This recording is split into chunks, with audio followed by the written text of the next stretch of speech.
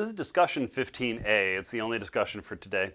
I want to talk about something that we've sort of hit upon in several points in this course, and that is that when a religion moves across a culture, right, when it shifts from one culture to another, what happens to that religion and what happens to that culture? And we've seen several cases of religions moving already in this course. For instance, we saw that Buddhism spread along the Silk Roads and spread into China, and spread into Southeast Asia on the trade routes, and Islam spread around the the Indian Ocean basin. It spread down east coast of Africa. It spread over into India. It spread as far as Indonesia and Southeast Asia. We've seen Christianity spread along the Silk Roads. We've even seen new religions spring up, like Manichaeanism, which emerged as the combination of Buddhism and Christianity and Zoroastrianism.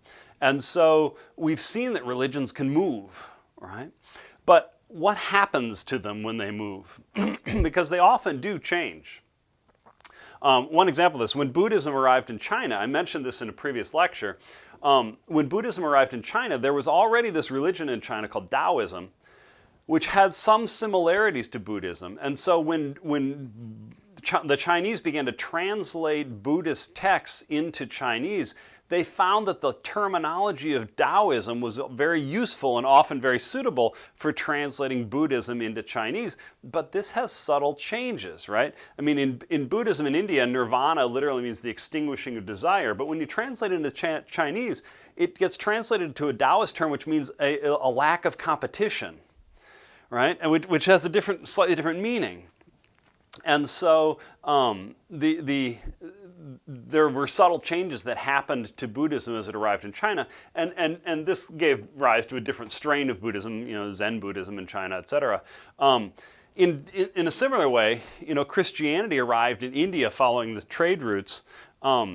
But as I mentioned in a previous lecture, in Hinduism, they tend to absorb new religions. They tried to absorb Christianity by basically saying Jesus was an avatar of Vishnu, and that you could sort of be a Hindu and just worship Jesus and Christianity through Hinduism. And that's a profound change in what Christianity means. And there's still a significant Christian minority in India called Nestorian Christians, who have different ideas about what Christianity is than say, Roman Catholics or Eastern Orthodox Christians.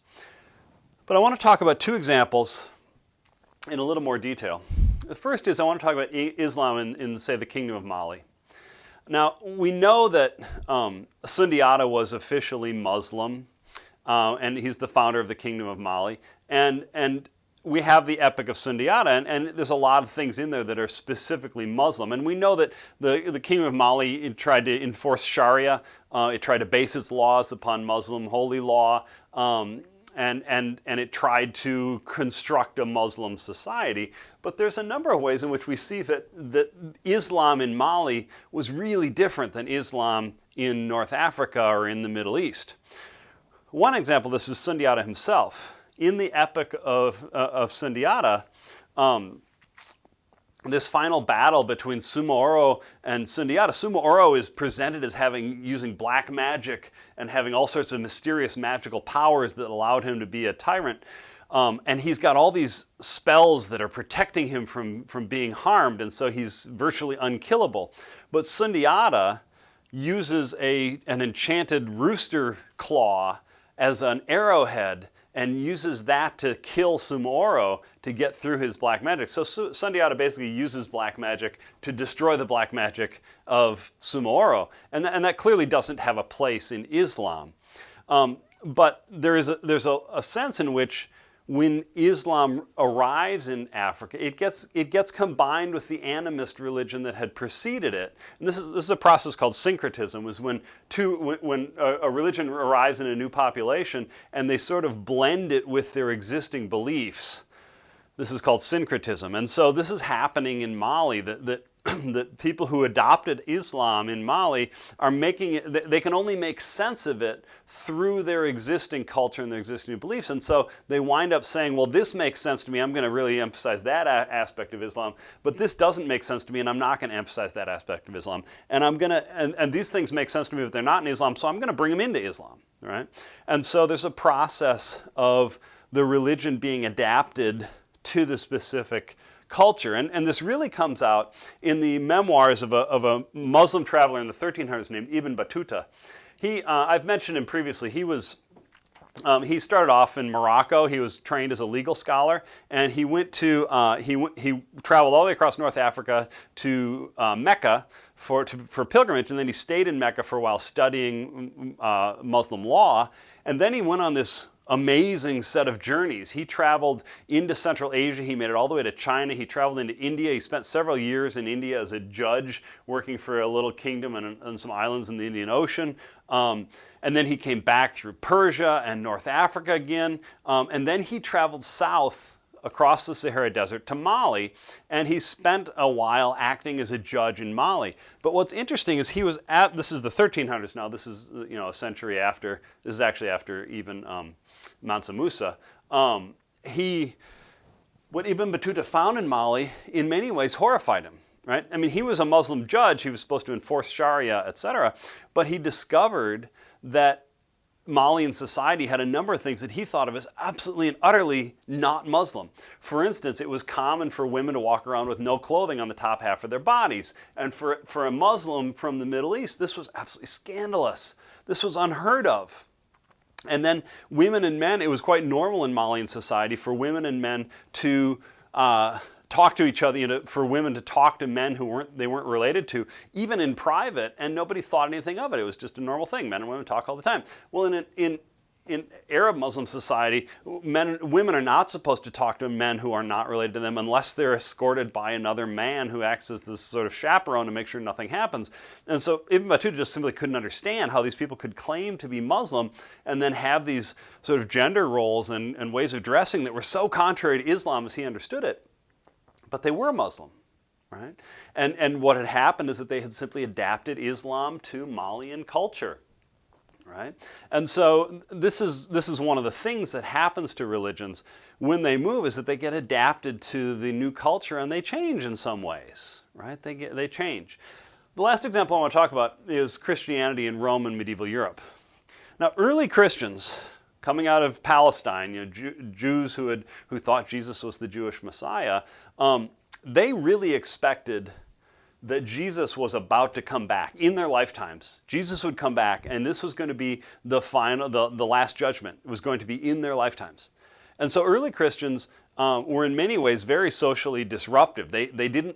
Lots of early Christians didn't want to get married because they thought it was, why bother? Everything was going to end in a week or a month or whatever. And they didn't have children because they thought it was unfair to bring a child into the world if the world was going to end before the child even got to age 2 or something.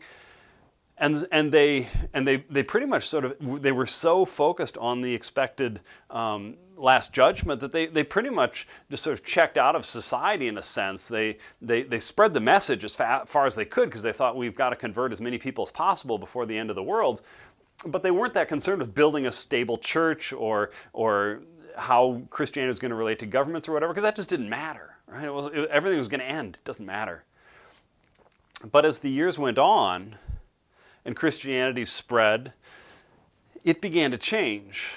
Because it was clear, as the generation of people, the first generation of Christians died out, it was clear that Jesus was not coming back right away. And so they said, okay, well, we misunderstood Jesus. He's coming back later, and that's fine. But now, what do we do if we have to actually think about our religion in terms of a long-term project, right? And that's when you began to see the establishment of churches. The people began to write down the Gospels. People began to write down all the writings that they could remember from the previous generation. That's when you began to see Christianity sort of organize itself into a long-term religion. And under the Romans then, when it gets legalized under Constantine, it changes again because now it's got to be the official religion of the Roman Empire. And that's why Constantine calls the Council of Nicaea and sort of tells them to get everything in straight as far as their doctrine and to figure out which books go in the Bible. And Constantine didn't do that there, but the Christian church was saying we need to figure out which writings are sacred and belong in the Bible, which writings do not belong in the Bible.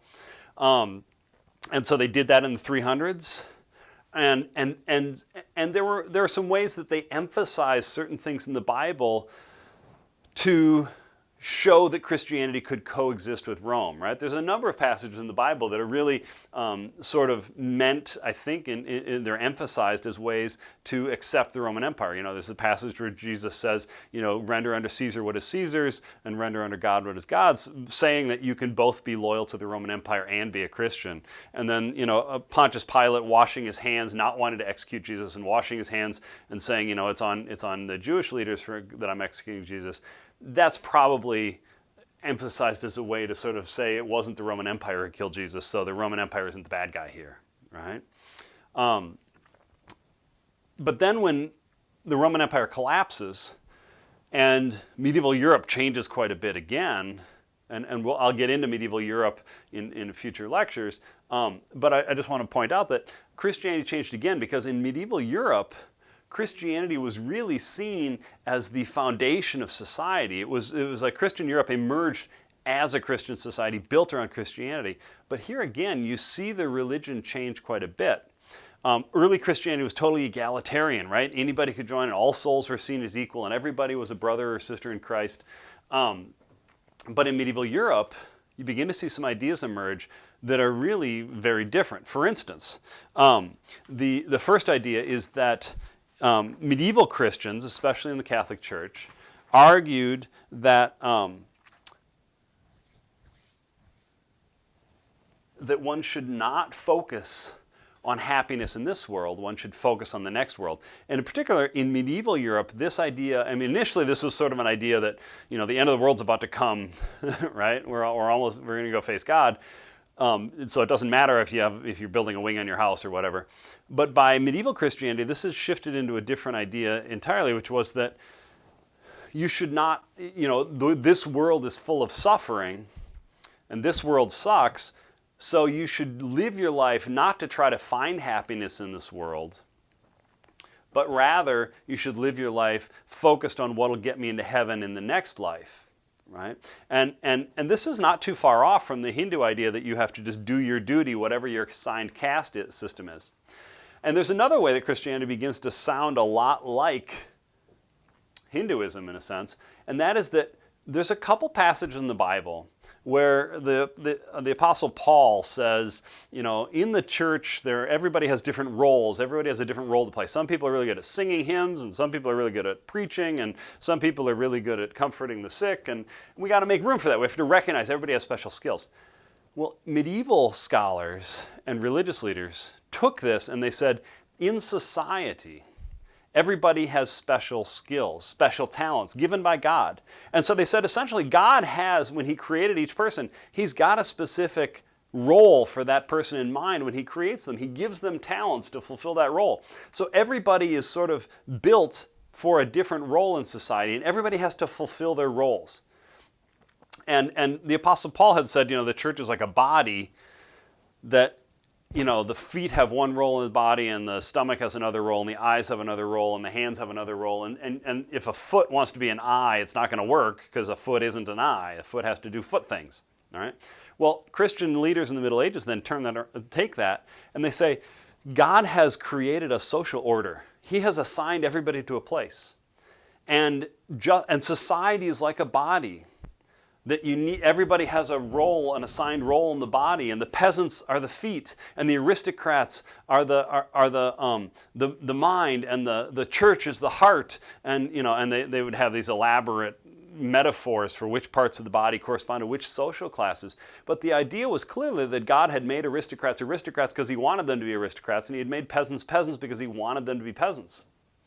And the net result of that is this idea that if you're supposed to accept suffering in this world and focus on salvation, and God has assigned you to this role, then really, to be a good Christian, you have to accept your role in society and strive to fulfill that role so that you will gain salvation after you die. And that really became a foundational idea in medieval Christianity. And so there's a really profound inequality built into Christianity now, because God has created some people as aristocrats and some people as peasants and some people as merchants. And he's created men and he's created women. He wants men to be in charge of women, and he wants aristocrats to be in charge of peasants. And so in a certain sense, medieval Christianity adopts ideas that aren't too far off from the Hinduism that we see in the Bhagavad Gita.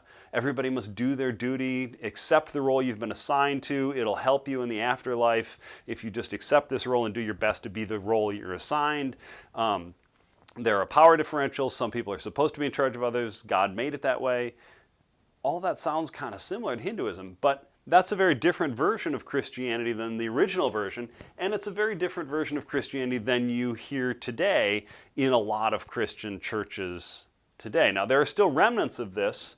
You know, the Catholic Church still refuses to ordain women because they say God created, men to be priests and not women, and you still have, say, patriarchy in some religious groups where they say God wants men to be in charge of women, etc. So there's still remnants of that, but modern Christianity has shifted again in response to modern individualism, right?